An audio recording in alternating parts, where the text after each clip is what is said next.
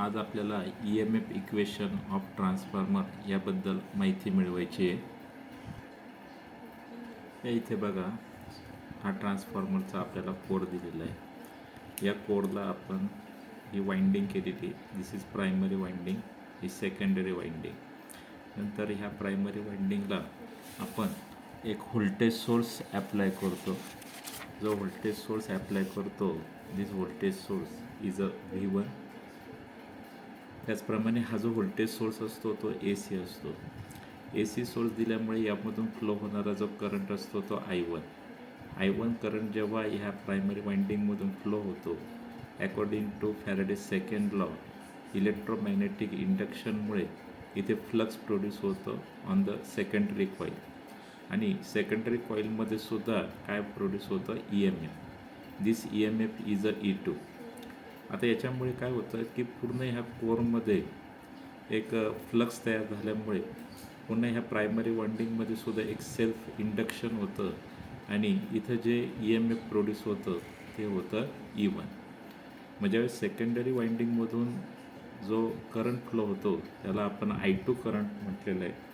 आणि हा जो करंट आहे जेव्हा लोडमधून जातो तेव्हा त्या लोडच्या ॲक्रॉसचं जे व्होल्टेज असतं त्याला आपण V2 व्होल्ट असं म्हटलेलं आहे. आता आपल्याला एक एक कन्सेप्ट घ्यायचे आहे. आपण ट्रान्सफॉर्मरला जो प्रायमरी वाइंडिंगला जो करंट देतो तो बघा, तो हा AC करंट असतो. म्हणजे AC करंट हा सायक्लिक फ्लो होतो. फॉर एक्झाम्पल 0 to π आणि π to 2π.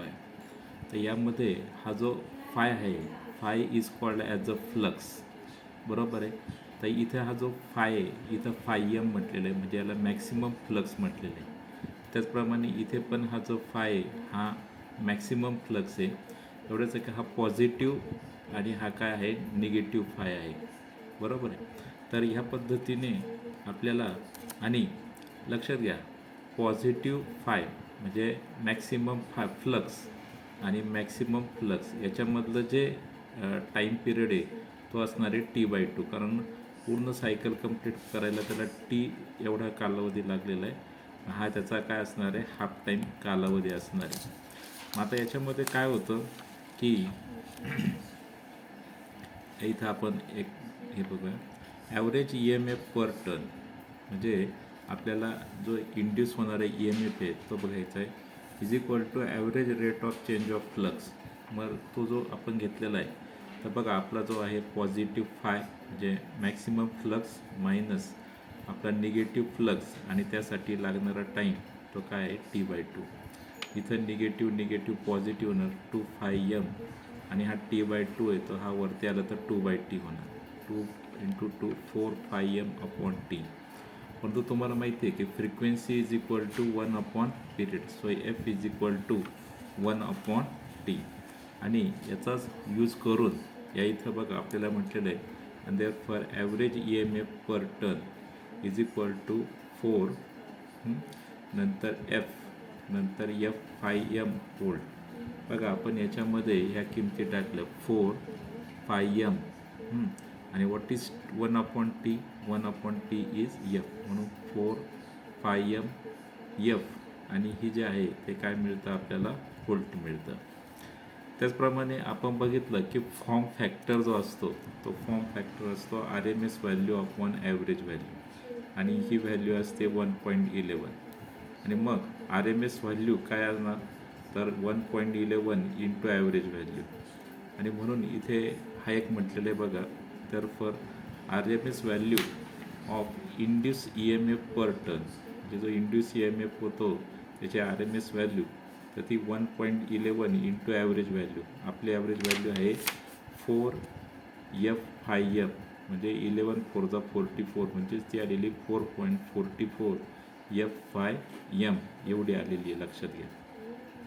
आता आपण बघितलं की जे ट्रान्सफॉर्मर होतं, जी फिगर आहे त्याच्यामध्ये प्रायमरीच्या साईडला जे इंड्यूस EMF होतं ते आहे E1.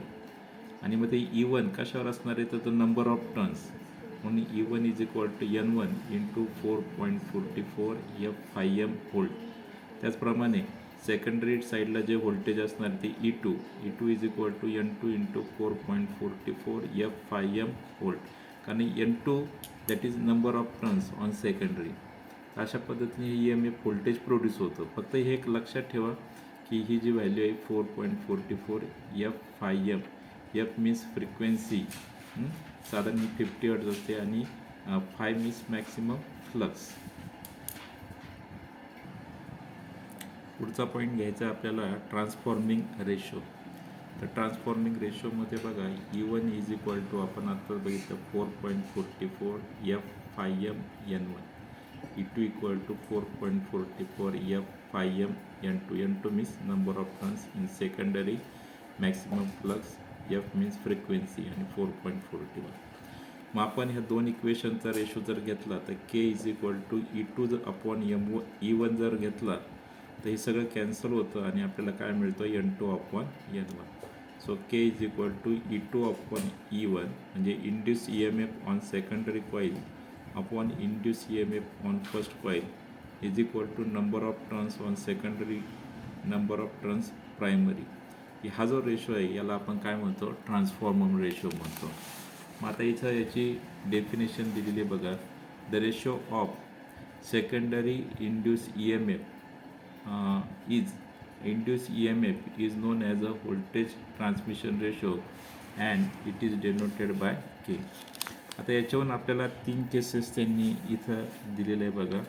If N2 is greater than N1 म्हणजे हा जो ट्रान्सफॉर्म रेशो आहे K is equal to N2 upon N1 म्हणजे number of turns secondary is greater than number of turns primary असेल तर we get E2 is greater than E1 म्हणजे secondary voltage हे primary व्होल्टेजपेक्षा जास्त असतं. म्हणजे तुम्ही जर इनपुटला सपोज 20 व्होल्ट दिला असेल आणि नंबर ऑफ टर्न जर ट्रान्सफॉर्मरच्या सेकंडरी जास्त असेल तर ट्रान्सफॉर्मरला आउटपुट तुम्हाला 30-34 असं व्होल्टेज मिळणार, म्हणजे जास्त व्होल्टेज मिळतं. तर ज्यावेळेस व्होल्टेज सेकंडरी म्हणजे आउटपुटला जास्त मिळत असेल तर त्याला म्हणायचं स्टेप अप ट्रान्सफॉर्मर. दुसरा केस आहे बघा, if N2 is less than N1 म्हणजे number of turn secondary is less than primary. तर अशा वेळेस E2 is less than E1 याचा अर्थ सेकंडरी EMF जे आउटपुटचं व्होल्टेज हे इनपुटच्या व्होल्टेजपेक्षा कमी असतं, याला म्हणायचं स्टेप डाऊन ट्रान्सफॉर्मर. जे सपोज तुम्ही इनपुट व्होल्टेज 200 व्होल्ट दिलेलं आहे आणि तुम्हाला आउटपुटला फक्त 50 व्होल्ट पाहिजे असेल तर त्याला स्टेप डाऊन ट्रान्सफॉर्मर तुम्हाला यूज करावं लागणार आहे. तर इथं number of turn secondary is less than primary आणि दोन्ही जर सारखे असेल N2 is equal to N1 तर E1 इक्वल टू E2 दोन्ही साईडचं EMF बरोबर असतं आणि त्याला आपण आयसोलेशन ट्रान्सफॉर्मर असं म्हणत असतो. आता हा झाला ट्रान्सफॉर्मर रेशो. पुढचा आपल्याला घ्यायचा आहे व्होल्टेज रेशो. बघा व्होल्टेज रेशो. आता व्होल्टेज रेशो काय असतो, व्होल्टेज रेशो जसा असतो तर जसा K is equal to E2 upon E1, परंतु हे जे E2 व्होल्टेज असतं हे म्हणजे आउटपुटचं याला आपण V2 कन्सिडर केलेलं आहे आणि E1 हे जे व्होल्टेज आहे याला आपण V1 असं मानलेलं आहे. म्हणजे बघा इथं आपल्याला दिलेलं आहे तर E2 व्होल्टेज म्हणजे ॲक्रॉस द लोड हे V2 हे जवळजवळ सारखं असतं आणि इथं E1 आणि V1 हे सारखं असतं आणि म्हणून आपल्याला तो ट्रान्सफॉर्मर रेशो किंवा जो फॅक्टर आहे K is equal to E2 upon E1 is equal to आपण बघितलं N2 upon N1 is equal to आपण काय घ्यायचा V2 अपॉन V1 हा राहायचा. पुढचा बघायचा आहे करंट रेशो. आता हा करंट रेशो थोडंसं काय होतं आहे बघा, ज्यावेळेस या प्रायमरी वाइंडिंगमधून करंट फ्लो होतो तो I1 असतो, त्यावेळेचं जे पोटेन्शियल असतं ते V1 असतं. सेकंडरी वाइंडिंगमधून करंट फ्लो होतो I2, त्यावेळेचं जे व्होल्टेज असतं ते असतं V2. मग आपल्याला पॉवरचा फॉर्म्युला माहिती आहे, power is equal to voltage into current I1 V1. त्याप्रमाणे इथं सेकंडरीला power is equal to I2 into V2 असतं आणि असं म्हणूया की दोघं पण कसे आहे सेम. तर अशा वेळेस काय होणार आहे तर या इथं बघा V1 I1 is equal to V2 I2. मग आता आपलं रिलेशन आहे V2 अपॉन V1 तर इथं I1 अपॉन काय होणार आहे I2 आणि त्यामुळे आपल्याला असं म्हणता येईल बघा की K is equal to E2 by E1 is equal to N2 by N1. E2 means EMF on secondary upon primary number of turns secondary upon primary, voltage on secondary upon voltage primary. But इथं मात्र change झालेलं आहे बघा. इथं काय झालेलं आहे, I1 upon I2 झालेलं आहे. आणि म्हणून इथं म्हटलेलं आहे hence the currents are in inverse ratio of the voltage transformer ratio. जो व्होल्टेज ट्रान्सफॉर्मर रेशो आहे त्याच्या रिव्हर्स काय असतो, करंट रेशो असतो. म्हणजे इथं सगळीकडे 2 आहे, फक्त इथं 1 आहे बघा. इथं 1 आहे, तर इथे काय घेतलेलं आहे, 2 घेतलेलं आहे. आपण एक प्रॉब्लेम घेऊया. An 80 kilovolt ampere. आता ही प्रायमरी वाइंडिंग आहे 3200 आणि प्रायमरी व्होल्टेज आणि सेकंडरी व्होल्टेज आहे 400 volt. 50 hertz single phase transformer has 111 turns on सेकंडरीच्या टर्न्स दिलेला आहे. Calculate number of turns on प्रायमरीच्या काढायचे आहे. सेकंडरी फुल लोड करंट हे आपल्याला बघायचं आहे. तर आता प्रॉब्लेममध्ये काय दिलेलं आहे बघा. E1 म्हणजे प्रायमरी व्होल्टेज दिलेले 3200 व्होल्ट, सेकंडरी व्होल्टेज दिलेले 400 volt, number of turn secondary 111 आणि 80 किलोव्होल्ट ॲम्पियर हे दिलेलं आहे आणि फ्रिक्वेन्सी दिलेली आहे 50 हर्ट्ज. तर आपला K इज इक्वल टू तुम्हाला माहिती आहे N2/N1. मग इथं किंवा E2/1 त्याचं इथं रिवर्स घेतलेला आहे. N1/N2 is equal to E1/E2. तुम्ही काही घेतलं तरी चालेल. N2/N1 is equal to E2/N1. तर या इथे व्हॅल्यू पुटअप केली तर इथं N1ची व्हॅल्यू आलेली साधारण 880.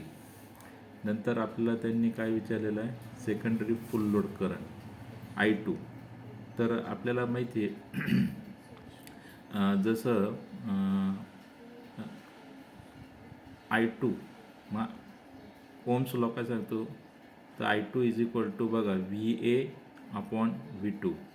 मग इथं व्होल्टेज हे किती दिलेलं आहे आपल्याला, हे बघा इथं प्रायमरीचं 80 किलोव्होल्ट ॲम्पियर म्हणून इथं किलो म्हणून इथं 10⁻³ अपॉन V2 किती दिलेलं आहे आपल्याला 400 volt.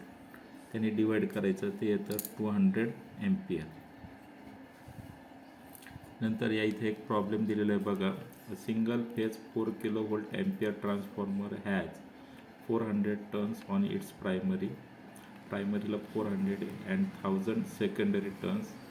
The net cross sectional area of the core is 60 centimetre square. When the primary winding is connected to 500 volt 50 hertz supply. Calculate maximum value of flux density म्हणजे phi calculate करायचं आहे.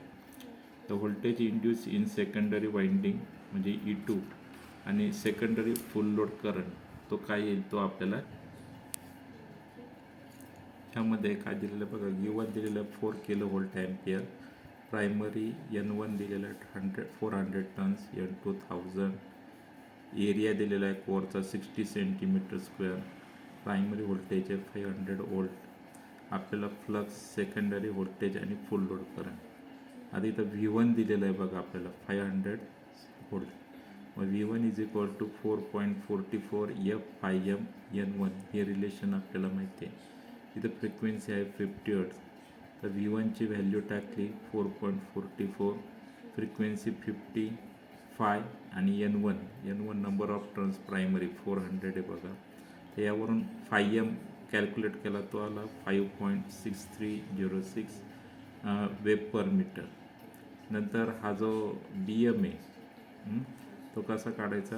BM म्हणजे आपण flux density म्हणूया. तो 5m upon A area. तो five आलेला आहे, फ्लक्स आलेला आहे, फ्लक्स आणि हा एरिया दिलेला आहे बघा 60 सेंटीमीटर स्क्वेअर. इथं 10⁻⁴ केलेलं आहे. तर तिचा 0.9384 वेब पर मीटर स्क्वेअर. नंतर आपल्याला V1/V2 is equal to N1/N2. तर V1 500, V2 N1 400 आणि N2 नंबर ऑफ टर्न्स 1000. यावरून V2 काढलेलं आहे 1250 व्होल्ट आणि V2 हा कोण एवढा असतो, E2 एवढा असतो. नंतर करंट फ्लोविंग थ्रू I2 म्हणजे आउटपुटचा तो असतो VA/V2.